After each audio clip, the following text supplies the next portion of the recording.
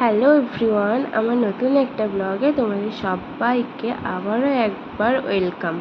আশা করছি আজকের ব্লগটা তোমাদের ভালো লাগবে। তো দেখো, আমি এসেছি আমার বাপের বাড়ি।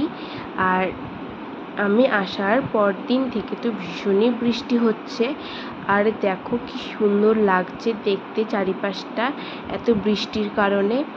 আর তাই সকালবেলা উঠে তোমাদের সাথে সেটা শেয়ার করলাম। তো এখন বাজে 9:30 কি 10টা। তো আমি এখন ঘুম থেকে উঠে একটু ছাদে আসলাম ঘুরতে।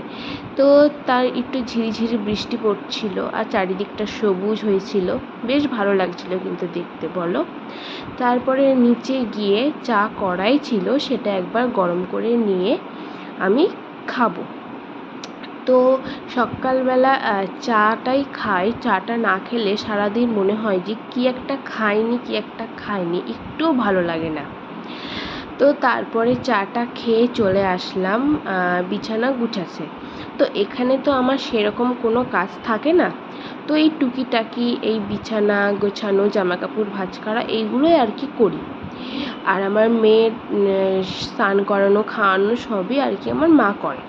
তো সেরকম কোনো আর কি কাজ থাকে না, তো টুকিটাকি এসবই করি। আর দেখেছো, এত বৃষ্টির কারণে আমাদের ঘরে আমার মা দড়ি টাঙিয়ে এরকম করে সব মেলে রেখেছে। তোমরা তো জানোই, বাড়িতে একটা বাচ্চা থাকলে তার কত জিনিসপত্র হয়, জামা কাপড়, ক্যাথা, কত কিছু। তো তাই জন্যই আর কি ওইগুলো শোকাচ্ছিল না বলে এরকম দড়ি টাঙিয়ে মেলে রেখেছে। তো আমার মেয়েকে তো স্নান টান করিয়ে খাইয়ে আমার মা রেডি করাচ্ছে, একটু আর কি পাউডার টাউডার দিয়ে দিচ্ছে।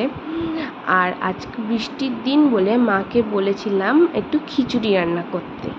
তো মা আর কি সেটাই দুপুরে রান্না করেছিল। তো সেটা খেয়ে দেখো কত সুন্দর খিচুড়িটা রান্না করেছিল। তো এটা খেয়ে আর কি একটু বিকালের দিকে বেরিয়েছিলাম ঘুরতে। তো আমি একা যাইনি, আমার মা আর আমার মেয়েও গিয়েছিল।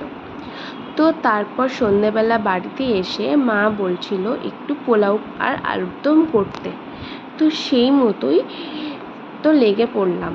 তো মা এখানে সব কিছু গুছিয়ে দিয়েছে, কাঁচা লঙ্কা চিড়ে, আদা আর টমেটো পেস্ট করিনি আর কি, ওই ছুলুনিতে ছুলে দিয়েছে।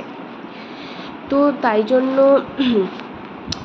আর মা সব করে দিয়েছে, আমি শুধু রান্নাটাই আর কি করব।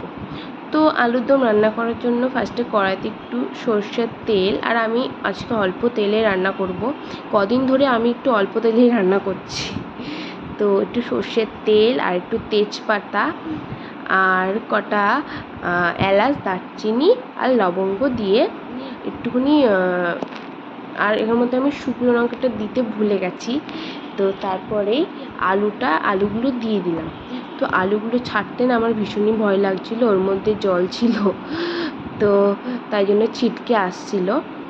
আর আলুর দমে তো গরম জল লাগবে, গরম জল দিলে সব কিছুর একটা টেস্ট মানে পাল্টে যায় আর কি, আরও স্বাদ হয়ে যায়।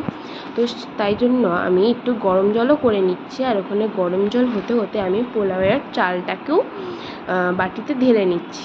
কেউ দেখেছি পোলাওয়ের চালে আর কি আদা বাটা আর হলুদ দিয়ে ম্যারিনেট করে রাখে, আমি সেটা করিনি, আমি একেবারে কড়াইতেই দিয়ে দিয়েছি। তো এই দেখো, তোমাদের সাথে গল্প করতে করতে আমার এই পোলাও রেডিও হয়ে গেল। তো আজকের মতো